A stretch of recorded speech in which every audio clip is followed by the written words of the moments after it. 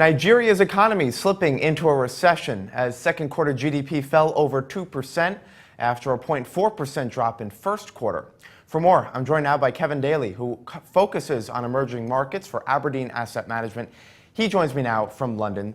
So Kevin, we've got a textbook definition of a recession in Nigeria with 2 quarters in a row of negative GDP growth, and it's largely due to the declines in oil prices. Let's get right to this chart. There you see the yellow line is Nigeria GDP over the past 2 years, and it's been falling. And then the blue line is, of course, Brent prices. So those two forces have been moving in lockstep. So explain what's going on with Nigeria's economy.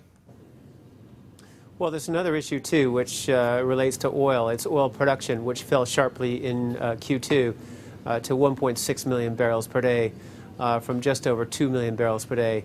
And the government is budgeting around 2.4 million barrels per day. So this is a sharp decline coming at the wrong time for these guys, too, when they're also hurt by falling oil prices. And the big reason for the sharp decline in production is the sabotage in the Delta region. So this is something which is an urgent matter for the Buhari government, which they need to address. And, you know, we have seen this before in Nigeria in previous years, so there's nothing new to Nigeria. But clearly this is going to have an impact in the coming months as well, because there is no sign of any real pickup in production at this point. Although we have seen a recovery in oil prices slightly, at least in the past couple of months, right? Yeah, that helps. But again, production is key for these guys, too. In fact, at one point in Q2, production fell to 800,000 barrels per day, according to the Finance Minister, Kemi Adesan, who I saw in London back in June during a roadshow here. So, yeah, things are bad. There's a lot of issues going on in Nigeria today, and that's just one of them that's hurting the economy, of course. But isn't production tied to prices, right? I mean, if I'm not going to get as much per barrel, I'm not going to produce as much. Well, yes, that obviously the price has an impact too, but again, the big reason is sabotage, right? So in order to address that, you need to reach a deal with the, I guess they're called the Delta Avengers now in the region, whereas in the past it was men that was causing all the problems for previous administrations. So again, Buhari and his team need to address this. It doesn't seem to be being addressed at this point, although again, production has come off the lows that we saw earlier in Q2. And just to be clear, you're referring to violence in the region, is that right?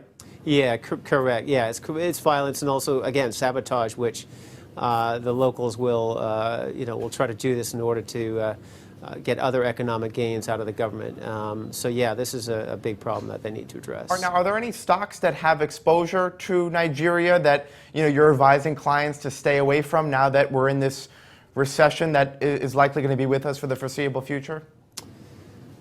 Well, we're actually investing in bonds, not in stocks. We do have colleagues on the equity side that invest in Nigerian equities, but that's very difficult for them too because of the sharp fall in the currency and the fact that you can't get your dollars offshore.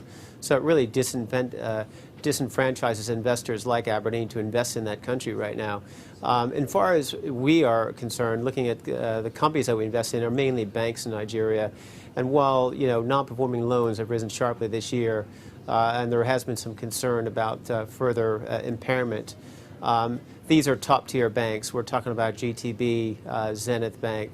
These are top-tier names in Nigeria, and frankly, these are banks which are too important to fail. Now, that's not saying they won't, but we would expect some sort of government support if, in fact, these banks were to get into some trouble down the road. But we're not facing that type of situation at this point. All right, Kevin, we are out of time, but this is certainly something we'll be following. Kevin Daly from Aberdeen Asset Management, thank you for joining us. Thank you. I'm Scott Gam, and you're watching The Street.